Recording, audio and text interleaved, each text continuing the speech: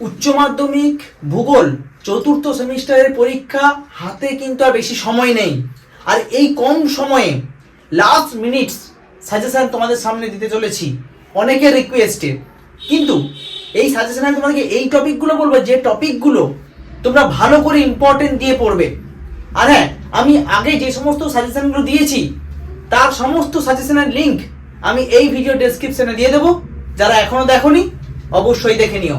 আজকের ভিডিওটা কিন্তু শেষ মুহূর্তের প্রস্তুতি, ভালো করে দেখো প্রথম থেকে শেষ পর্যন্ত পুরোটা দেখো। প্রিয় ছাত্রছাত্রীরা, আজকের ভিডিওতে সম্পূর্ণটা কিন্তু তোমাদেরকে দেখাবো যে কোন কোন টপিকগুলো মোস্ট ইম্পর্টেন্ট এবছরের জন্য। দেখো ভালো করে দেখো। প্রথম হচ্ছে সমুদ্র তল প্রসারণ তত্ত্ব, এই জায়গাটা ভালো করে তোমরা দেখে নাও। ঠিক আছে, সমুদ্র তল প্রসারণ তত্ত্ব, এখান থেকে কিন্তু ছোট বড় মিলিয়ে প্রশ্ন আসতে পারে, 2 নম্বর হতে পারে, 3 নম্বর হতে পারে, 5 হতে পারে, যে কোনো ধরনের প্রশ্ন এখান থেকে হয়। প্লেট টেকটনিক ভালো করে পড়ে যাও। প্লেট টেকটনিক থিওরিটা যার মধ্যে রয়েছে কিন্তু 3টে পাত সীমানা, যেগুলো থেকে শর্ট প্রশ্ন আসার সম্ভাবনা অনেক বেশি, তাই এই থিওরিটা কিন্তু শেষ মুহূর্তে একেবারে মিস করবে না। নেক্সট মোস্ট একটা ইম্পর্টেন্ট প্রশ্ন, নদীর পুনর্জীবন লাভের ফলে সৃষ্ট ভূমিরূপ। এখান থেকে শর্ট প্রশ্ন বড় প্রশ্ন আসার সম্ভাবনা বেশি, এমনকি 5 নম্বরের প্রশ্ন এখান থেকে মোস্ট ইম্পর্টেন্ট, তাই এই চ্যাপ্টারটা গুরুত্ব দিয়ে পড়বে। সাইক্লোন, সাইক্লোন থেকে বলে রাখি খুব ইম্পর্টেন্ট, 2 ধরনের সাইক্লোন, ক্রান্তীয় এবং নাতিশীতোষ্ণ। এই দুটোর জীবন চক্র তোমরা কিন্তু বেশ ভালো করে মন দিয়ে পড়বে, এই জায়গাটা মোস্ট ইম্পর্টেন্ট।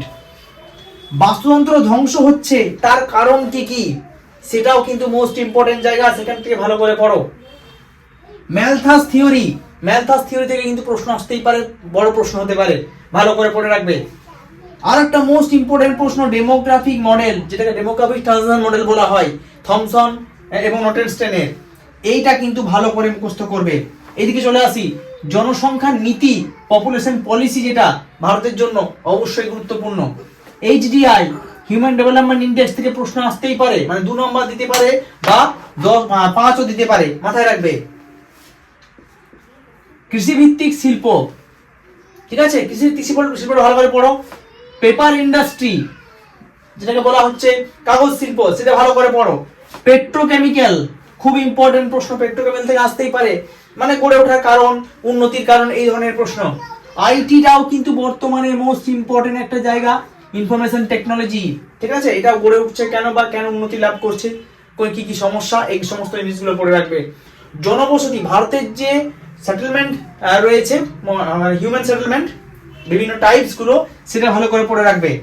সুস্থায়ী উন্নয়ন থেকে প্রশ্ন আসতে পারে, সুস্থায়ী উন্নয়ন, এই জায়গাটা লাস্ট মিনিট রিভিশনে অবশ্যই রাখবে। সঙ্গে এই শেষের যে চ্যাপ্টার রয়েছে বিভিন্ন ধরনের সমস্যা নিয়ে, গঙ্গায় জল দূষণ, বায়ু দূষণ, কলকাতা দিল্লি, মানুষ পশু সংঘাত এবং জঙ্গল মহলের একটা ব্যাপার রয়েছে, এই জায়গাটা কিন্তু কনফিউজ, ঠিক আছে, কিন্তু আমার মনে হচ্ছে হয় গঙ্গায় জল দূষণ নাহলে বায়ু দূষণের মধ্যে একটা আসতে পারে, কিন্তু তোমরা মানুষ পশু সংঘাতটাও পড়ে রাখবে, জঙ্গল মহলটাও কিন্তু পড়ে রাখবে, ঠিক আছে। লাস্ট মিনিটে তোমরা এগুলো কিন্তু ভালো করে রিভাইজ করো। তুমি বলো যে তোমাদের কোন টপিকটা এখনো বাদ রয়ে গেছে, সেটা কমেন্ট বক্সে জানাও, এবং কোন প্রশ্ন তোমাদের আটকে থাকছে এখনো জানাও। যদি প্রশ্ন তোমরা লিখে মানে কমেন্টে লিখে জানাও, আমি চেষ্টা করব পরীক্ষার আগে সেই নোটসটা ইউটিউবের মাধ্যমে তোমাদেরকে কাছে পৌঁছে দেওয়ার। কাজেই কমেন্ট করে জানাও তোমার কোন প্রশ্নটা আটকে যাচ্ছে। অবশ্যই লাস্ট টাইমে একটা ভিডিও দেব, নোটসের ভিডিও, সেখানে কি করব, তোমাদের কমেন্ট বক্স, মানে এই ভিডিওর কমেন্ট বক্স আমি চুজ করব, এবং এই কমেন্ট বক্স থেকে যে যে প্রশ্নগুলো তোমরা লিখবে সেটা নিয়ে নোটস তৈরি করে ইউটিউবে আমি দেব তোমাদের জন্য।